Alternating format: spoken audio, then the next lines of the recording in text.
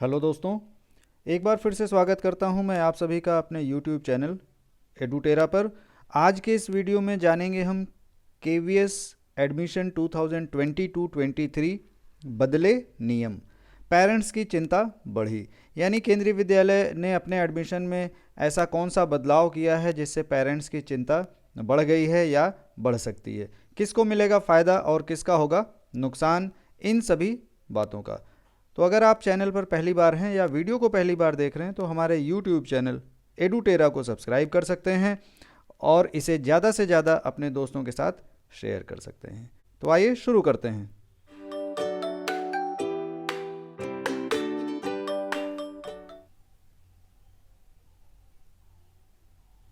75 आज़ादी का अमृत महोत्सव, तत्वम पूषण अपावृणु।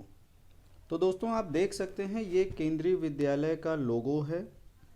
75 आज़ादी का अमृत महोत्सव लिखा हुआ है और इनके जो लोगों के नीचे की लाइन है तत्वम पूषण अपावृणु। केंद्रीय विद्यालय संगठन गाइडलाइंस फॉर एडमिशन इन केंद्रीय विद्यालयज 2022-2023 एंड ऑनवर्ड्स। यानी ये जो गाइडलाइन इशू हुई है ये इस सत्र से लेके आगे के लिए है। इस बार केंद्रीय विद्यालय ने अपने एडमिशन में कुछ बड़े बदलाव किए हैं, तो हम उनको जानेंगे कि वो बदलाव क्या हैं और वो आपको कितना प्रभावित करेंगे। जो क्लास 1, 2, 3, 4, 5, 6, 7 इन कक्षाओं के लिए जो इन्होंने अपनी एडमिशन की प्रक्रिया शुरू की है उसमें कितना आपको फ़ायदा होगा, कितना नुकसान होगा, इसके बारे में भी हम लोग थोड़ी बहुत चर्चा कर लेंगे।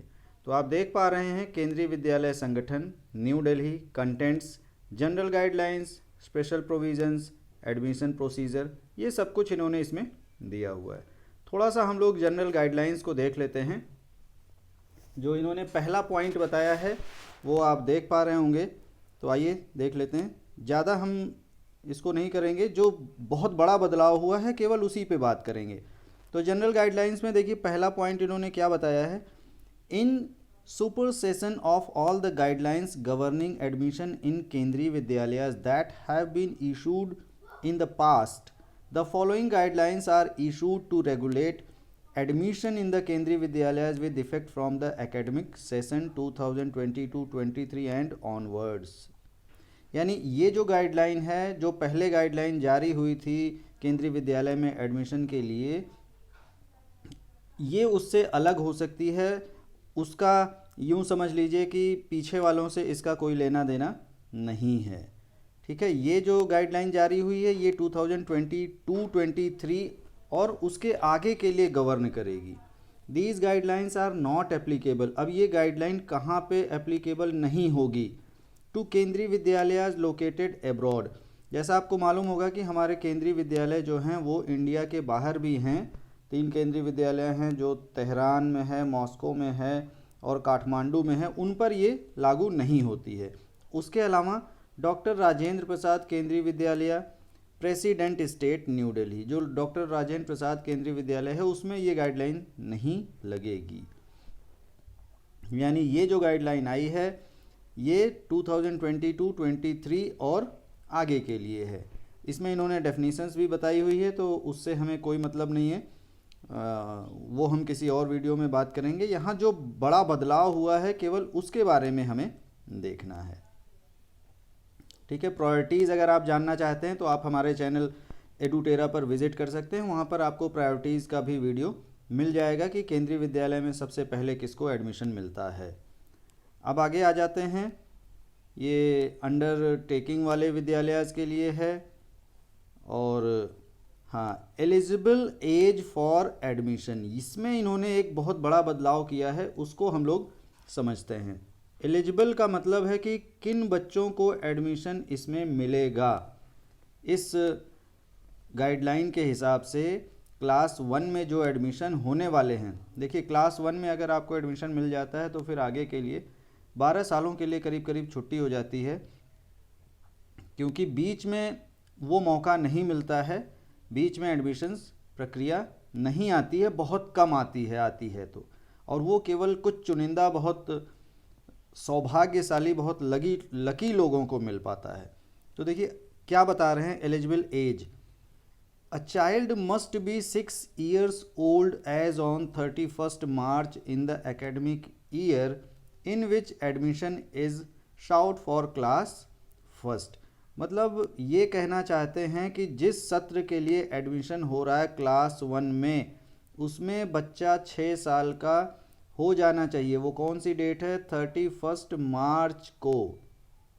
ठीक है, अगर आप 22-23 के लिए एडमिशन लेना चाहते हैं तो आपका बच्चा 6 साल का मिनिमम हो जाना चाहिए। अब बहुत से लोग इंतज़ार कर रहे थे, क्योंकि ये जो एज थी पहले कितनी थी, इससे पहले ये थी 5 years, 5 साल इन्होंने रखी थी, लेकिन इस बार इन्होंने उसे 1 साल बढ़ा दिया है।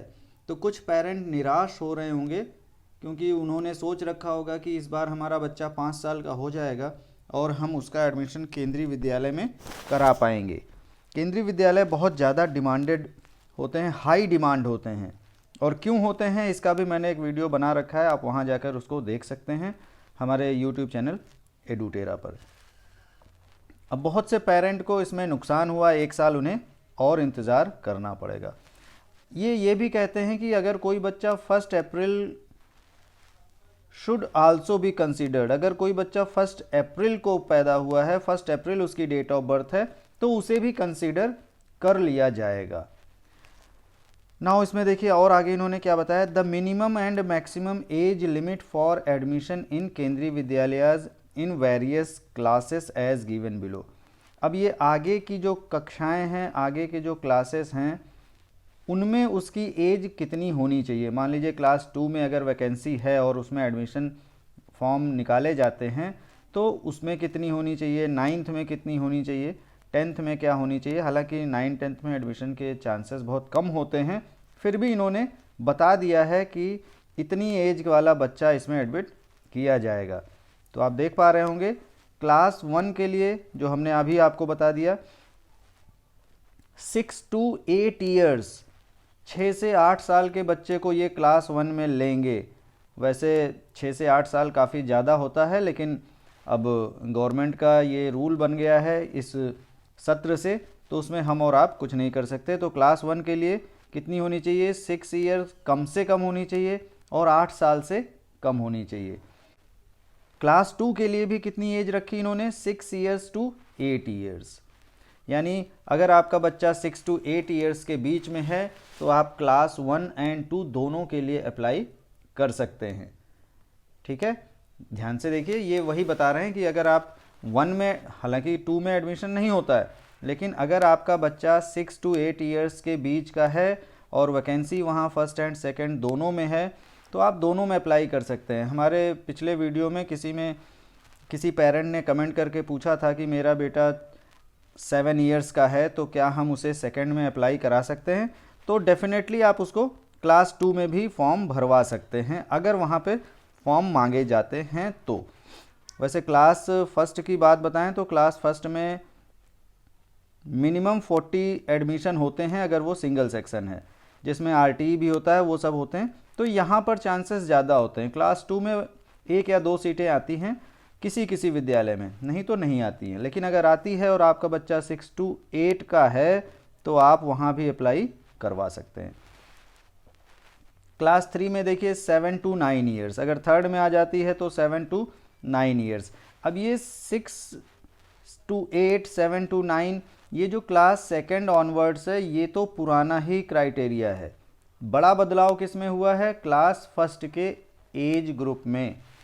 अब ये अगली साल जाके यानी 2023-24 के लिए हो सकता है क्लास 2 के लिए ये कर दें 7 to 9, थर्ड के लिए 8 to 10 कर सकते हैं। हर 1 साल के बाद ये 1-1 साल बढ़ाया जा सकता है। अब ये क्यों किया गया है ये भी यहाँ पर आपको हम बता दें। देखिए इन्होंने नीचे लिख रखा है एज पर, यहाँ स्टार बना के लिखा हुआ है, as per mandate of NEP। इसका मतलब है कि जो न्यू एजुकेशन पॉलिसी 2020 है, NEP का मतलब है न्यू एजुकेशन पॉलिसी, ठीक है, नई शिक्षा नीति जो 2020 आई थी, उसमें बताया गया है कि क्लास 1 में जो एडमिशन की एज होनी चाहिए 6+ होनी चाहिए, इसीलिए इन्होंने 6 ईयर्स मिनिमम एज क्राइटेरिया रख दिया है। और आगे ये भी बता रहे हैं कि the maximum age limit can be relaxed by 2 years in case of differently abled children by the principal. यानी अगर कोई बच्चा विकलांग की श्रेणी में है तो उसे जो है 2 साल की छूट दी जा सकती है। तो ये वो बड़ा बदलाव था जो क्लास 1 के एडमिशन में केंद्रीय विद्यालय ने इस बार कर दिया है। अगर आपका बच्चा 6 to 8 ईयर्स का है तो आप क्लास 1 एंड सेकेंड दोनों में अप्लाई कर सकते हैं। और भी अगर एडमिशन से रिलेटेड कोई जानकारी आपको चाहिए तो आप इस वीडियो में अपने कमेंट के माध्यम से अपने सवालों को पूछ सकते हैं, हम आपको उसका जवाब देने की पूरी कोशिश करेंगे। तो अगर जानकारी अच्छी लगी हो और वीडियो अच्छा लगा हो तो यूट्यूब चैनल एडुटेरा को सब्सक्राइब कर सकते हैं और ज़्यादा से ज़्यादा इसे अपने दोस्तों के साथ शेयर कर सकते हैं। तो मिलते हैं इसी प्रकार के किसी अगले इन्फॉर्मेटिव वीडियो में। Till then bye bye.